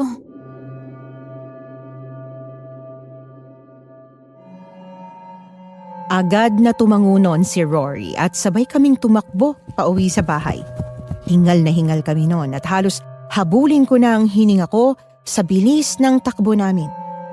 Pagkapasok namin sa bahay, taranta naming sinara ang mga bintana at pinto. Nagulat naman si nanay sa ginawa namin. Anak, Rory, ano bang nangyayari sa inyo? Bakit takot na takot kayo at para bang may humahabol sa inyo? Nay, aswang po si Dante. Narinig ko po sila ng nanay niyo nag-uusap. Ang plano nila ay anakan ako at gawing alay si Rory. Teka, totoo ba yung sinasabi nyo? Paano naging aswang ang lalaking tumulong sa atin? Mia, napakabait ni Dante. Sa katunayan, utang ko sa kanya ang buhay ko. Nagkakamali kayo, Nay. Nilalang niya lang tayo. Ginamit niya lang yun para maisigaw ang plano niya. Kahit ako na hindi ako makapaniwala. Pero dinig na dinig ko pong usapan nila at nag-iba yung boses nila. Parang mga demonyo. Kaya pala masama talagang kutob ko sa lalaking yun eh. Sinasabi ko na nga ba may kapalit ang tulong niya. Mga walang hiya. Kung totoo ang sinasabi ninyo, delikado ang baryo.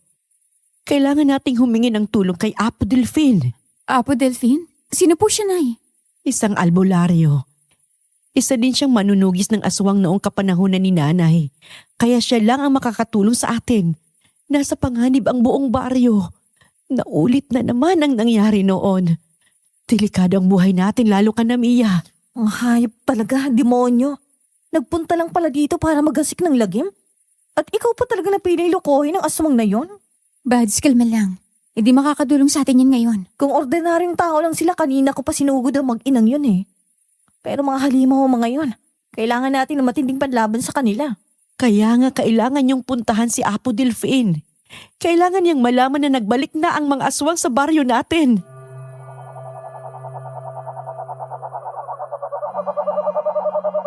Nagkatinginan kami ni Rory noon, Miss Anne. Hindi talaga ako makapaniwala na may mga aswang pala talagang nabubuhay sa mundo. Base sa sinabi ni nanay, hindi lang pala yun ang unang beses na may mga aswang na pumasok sa aming baryo. Nagdesisyon naman si Rory na sa bahay na namin magpalipas ng gabi dahil nag-aalala siya para sa akin. Hindi nga kami nakatulog ng maayos sa mga oras na yon sa kakaisip na baka magpunta si Dante sa bahay.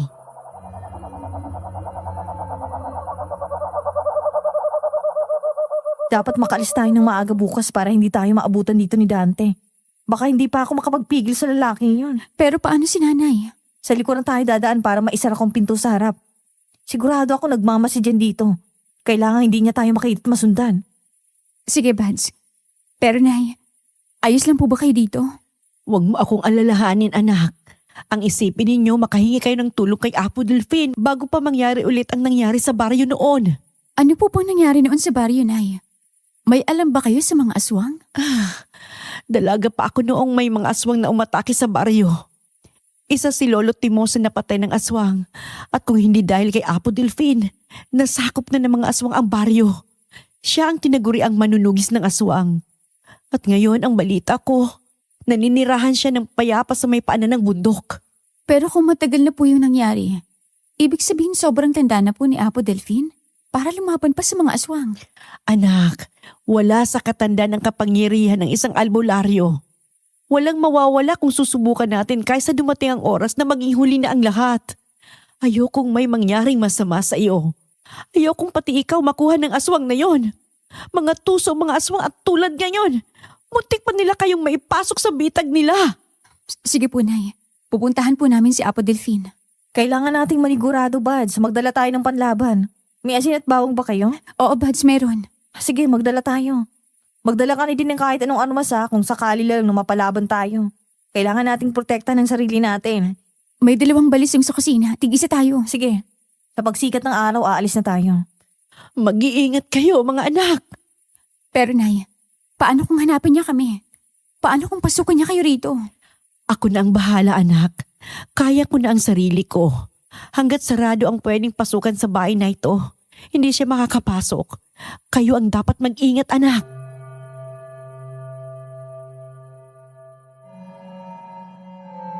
Kinabukasan, bago pa man tuluyang sumikat ang araw, ginising na ako ni Rory. Madilim-dilim pa ang paligid at malamig ang simoy ng hangin na pumapasok sa maliit na siwang ng aming pader. Nakahanda na ang maliit na bag na may lamang asin, bawang at tig-iisang balisong namin.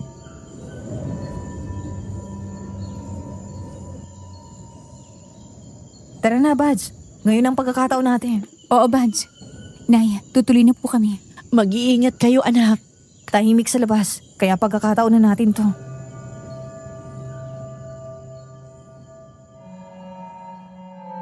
Tahimik kaming lumabas at agad naglakad sa makitid na daan sa likod ng mga bahay. Habang papalayo kami, pakiramdam ko may mga matang nakatingin sa amin mula sa dilim ng mga puno. Halos 1 oras din kaming naglakad hanggang sa marating namin ang maliit na daan papunta sa paanan ng bundok.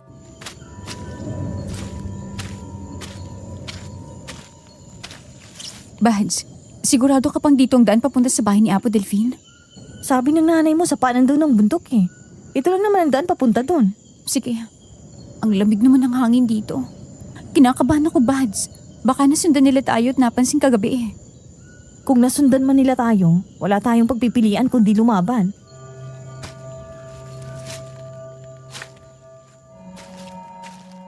Humigpit ang hawak ko sa balisong habang naglalakad kami ni Rory sa makipot na daan.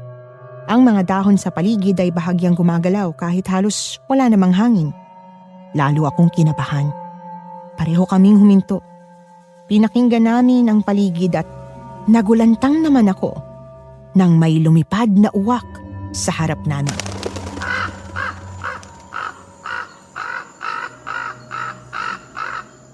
Diyos ko, Relax lang, Bads. Uwak lang yan. akala ko ano na. Maging alerto lang tayo sa paligid. Nagpatuloy kami sa paglalakad hanggang sa unti-unting lumabas ang araw. Sa di kalayuan, may nakita kaming maliit na kubong napapalibutan ng mga halamang hindi ko kilala. May mga nakasabit ding bawang at pulang tela sa paligid ng bakuran.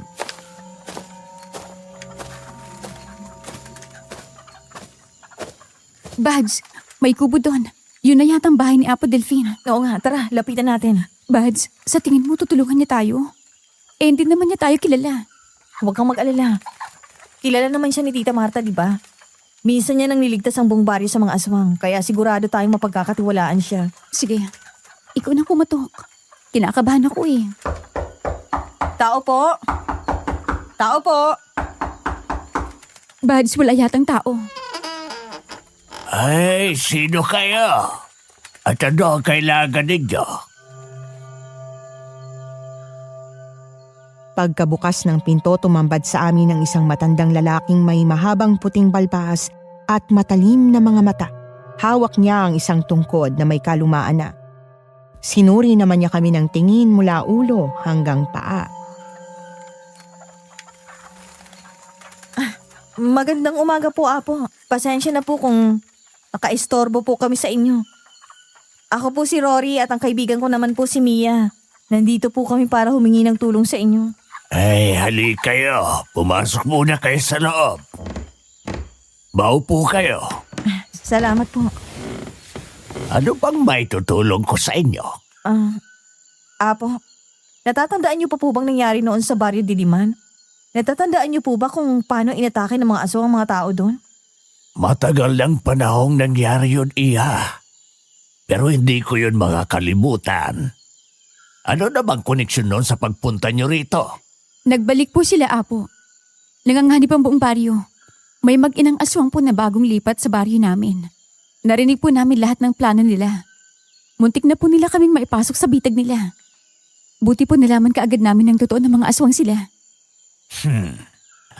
Akala ko ubos na ang lahi ng mga itim na aswang.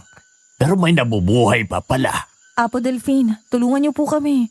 Kapag hinayaan po namin silang manatili sa baryo namin, mapapahamak po kami ng kaibigan ko. Lalo na po't may sakit pang nanay niya. Wala po kaming laban sa kanila dahil halimaw sila. Hindi lang sila basta tao. Iha, matanda na ako para makipaglaban pa. Gusto ko na ng payapang buhay. Kaya hanggat maaari ay ayoko nang masangkot pa sa mga aswang. Pero Apo Delphine, kayo lang po makakatulong sa amin eh. Nakikiusap po kami sa inyo. Tulungan niyo po kami. Ang tanging may tutulong ko lamang sa inyo ay bigyan kayo ng panlaban na magagamit nyo para mapatay ang mga aswang. Kahit ordinaryong taong katulad nyo ay kaya itong gamitin laban sa kanila para mapatay sila. Heto, huwag niyong maliitin ang mga ito. Dahan-dahan niyang binuksan ang supot. Sa loob nito ay may kwintas na may maliit na mutyang kulay pula at isang lumang punyal na kalawangin na pero napakatulis ng dulo.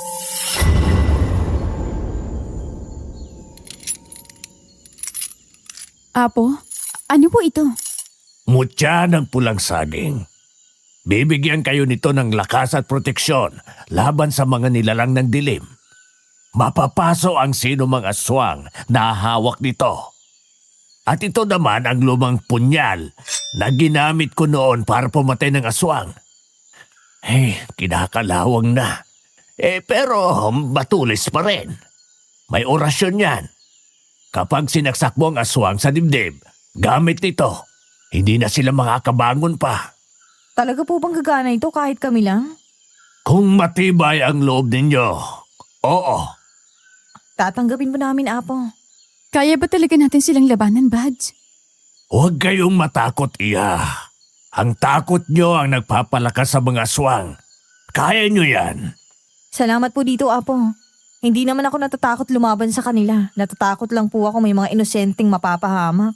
Lalo na pong best friend ko. Magtiwala lang kayo sa Diyos, mga Iha.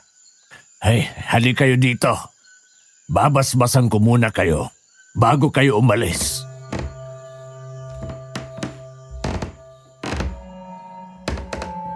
Pagkatapos kaming basbasan ni Apo Delphine, ibinigay niya sa amin ang mga gamit at pinayuhan kaming mag-ingat. Nagpasalamat naman kami sa kanya bago kami umalis ng kubo.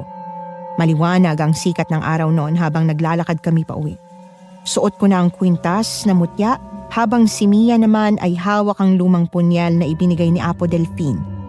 Pareho kaming tahimik habang iniisip kung paano namin haharapin ang mga aswang. Hindi ko naman maipaliwanag kung bakit masama ang kutob ko. Sobrang lakas ng kabog ng dibdib ko noon, kaya dali-dali talaga akong naglakad pa uwi. Tanging nasa isip ko lang noon ay ang aking ina.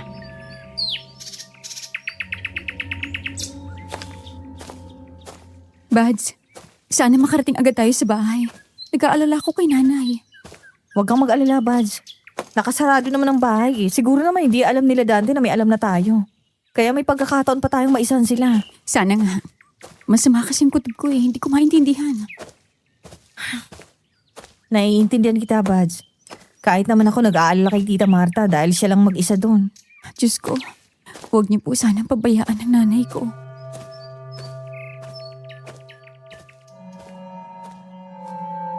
Tansya ko ay 1 oras din kaming naglakad noon bago makarating sa bahay at nang papalapit na kami noon, nanlaki ang mga mata ko nang makitang nakabukas ang pinto ng bahay namin.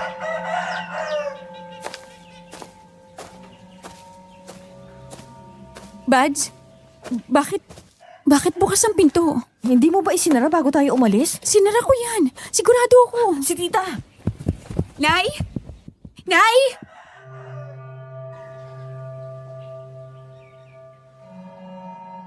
Napatingin naman kami ni Rory sa isa't isa at halos tumalo naman ang puso ko noon sa kaba.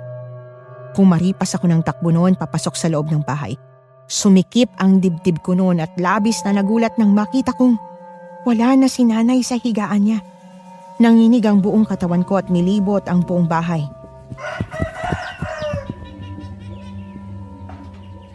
Bads, wala siya rito. Mia, tingnan mo tong salamin. Ano yan? Kung gusto mong mabuhay ang nanay mo, pumunta kayo sa mansyon. Kinuha nila si nanay. Nasa kanila si nanay. Ibig sabihin, alam na nilang may alam tayo. Mga hayop sila. Tara na, Bads. Kailangan natin pumunta sa mansyon. Hindi ko hahayaang may mangyaring masama kay nanay. Hindi ko hahayaang magtagumpay sila sa plano nila. Mga lintik, mga walang awa. Nanginginig ang mga kamay ko habang hawak ang sulat na iniwan nila sa salamin. Galit na galit ako noon sa sarili ko dahil hinayaan kong makapasok sa bahay namin ang aswang na si Dante.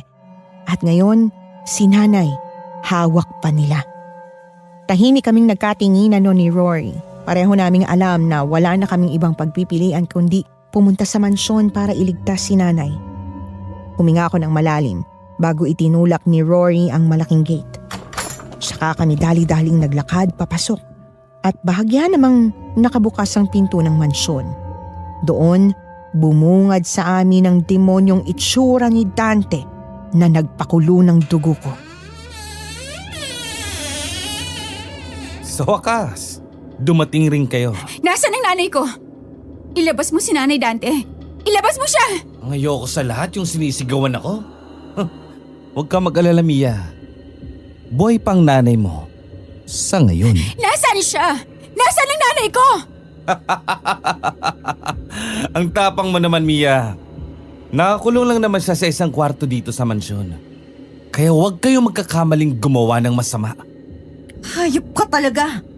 Niloko mo kami, halimaw ka. Nagpaloko naman kayo. Hindi ko nakasalanan yon. Ano bang gusto mo? Pakawalan mo lang ang nanay ko. Huwag mo siyang idamay dito. Ikaw, alam mo naman kung ano ang gusto ko, di ba, Mia? Baliw ka ba? Pwede ka namang maganap ng iba na aanakan mo. Bakit ako pa? Dahil ikaw ang gusto ko. Ikaw ang gusto kong magbigay sa akin ng anak. Maganda ka, Mia, at sariwa. Kaya bakit hindi kita gugustuhin? Napakawalang hiya mo. Kahit ano pang sabihin mo, hindi kita magugustuhan. Ayoko sa'yo. Hindi ako papayag sa gusto mo. Gusto mo yatang mamatay ang nanay mo ngayon, Iha? Gusto mo bang masaksihan ang kamatayan niya? Wag! Wag niyong saktan ang nanay ko! Kung ayaw mong mamatay ang nanay mo ngayon, ibigay mo ang gusto namin. Pakasalan mo ang anak ko. At ibigay mo sa akin ang kaibigan mo. Ibigay pala, ha? Sige! Pagbibigyan kitang matanda ka! Rory! Hetong saya!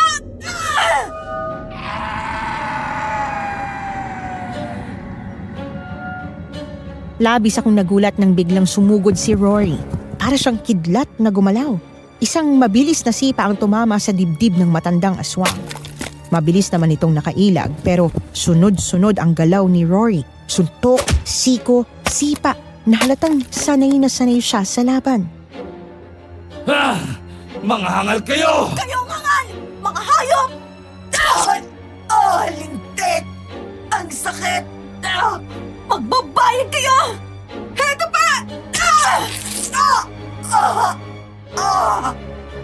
Tumagos ang punyal sa dibdib ng matandang aswang at napaatras ito habang nangingisay.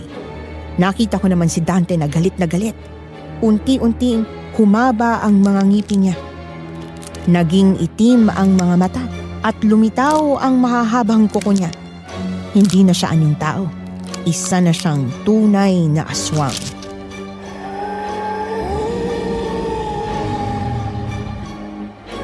Magbabayad kayo! Papatayin ko kayo, mga hangal! Mabilis siyang sumugod sa akin at dahil sa lakas ng tama, tumilapon ako. Hindi pa rin siya nakontento at sinugod niya ulit ako. Sabay sakal sa lieg ko na halos hindi na ako makahinga. Muntik na nga akong mawalan ng hininga noon nang maramdaman ko ang presyon ng kanyang mga kamay at ang bigat ng kanyang katawan sa akin. Ngunit, bigla siyang napaatras nang mahawakan niya ang kwintas na suot ko. Ang sakit! Lintik na kuntas na yan! Buti nga sa'yo, demonyo! Heto pang sa'yo! Hindi mo ko matatalo. Mamamatay ka! Tigilan mong best friend ko! Hindi! Nagulat ako nang saksakin siya ni Rory sa likuran gamit ang punyal na naging dahilan ng pagbitaw niya sa akin. Napaluhod siya sa sahig at nangisay noon. Kitang-kita ko kung paano siya nawala ng hininga pero hindi na siya bumalik pa sa pagiging anyong tao pati na ang kanyang ina. Napayakap naman kami ni Rory sa isa't isa noon at napahagulgol sa iyak nang magtagumpay kaming dalawa. Akala ko nung una hindi namin kaya pero nagawa naming magkasama. Pagkatapos ng yakap na yon, agad naming hinanap si nanay at nakita namin siyang nakakulong sa loob ng kwarto at nakatali. Dali-dali namin siyang binakawalan at inalalayan namin pareho habang naglalakad pa uwi sa bahay namin.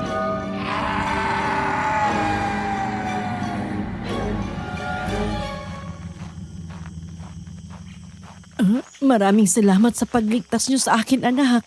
Lalo ka na, Rory. Pinahanga mo ako sa tapang mo. Sobrang swerte ng anak ko na naging best friend ka niya. Tita, hindi man perpekto ang pagkakaibigan namin ni Mia. Asahan niyo po na hindi ko siya iiwan sa ere. Salamat sa lahat, Buds. Asahan mong nandito lang din ako sa tabi mo. Best friends forever, di ba? Best friends forever, buds.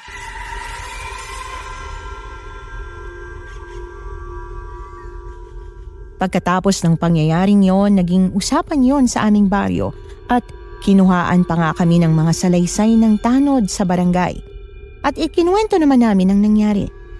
Hindi naman naging mahirap sa amin na patunayan ang totoo dahil sila mismo ang kumuha ng 2 bangkay ng mga aswang sa loob ng mansyon. At kung magtataka kayo kung bakit hindi man lang ito umabot sa mga pulis, liblib kasi ang baryo namin. At hanggat kayang ayusin ng kapitan ang problema, hindi na ito makakarating pa sa mga pulis, lalo na't may ebidensya naman kaming aswang nga ang mag-ina. Paglipas ng 1 buwan, naituloy naman ni nanay ang chemotherapy sa tulong ni Mayor Santos kaya sobra akong natuwa nun, lalo na't wala na ring aswang sa baryo namin. Naging leksyon ko naman ang nangyari para mapagtanto sa aking sarili na hindi lahat ng taong nag-aalok ng tulong ay kakampi. Minsan sila pala ang maglalagay sa iyo sa kapahamakan. Sa kasalukuyan, nasa syudad na ako nakatira ngayon kasama ang best friend kong si Rory. Si nanay naman, na mayapa na 1 taon ang nakalipas nang bumalik ang cancer niya at hindi niya na yun kinaya. Muli po, ako ito, si Mia. Dito ko na po tinatapos ang aking kwento. Sa buhay, may mga pagkakataon na wala tayong ibang pagpipilian kundi humingi ng tulong sa iba. kahit hindi pa natin sila lubusang kilala. Lalo na sa mga oras na talagang wala ng pag-asa. Ngunit dapat nating tandaan na hindi lahat ng tulong ay tunay at dalisay ang intensyon. May mga pagkakataon na ang mga taong nagpapakita ng kabutihan sa una ay may itinatagong masamang agenda. Kaya mahalaga na maging maingat at mag-obserba dahil baka ang tulong na yon ay para lang pala sa kanilang pansariling interes.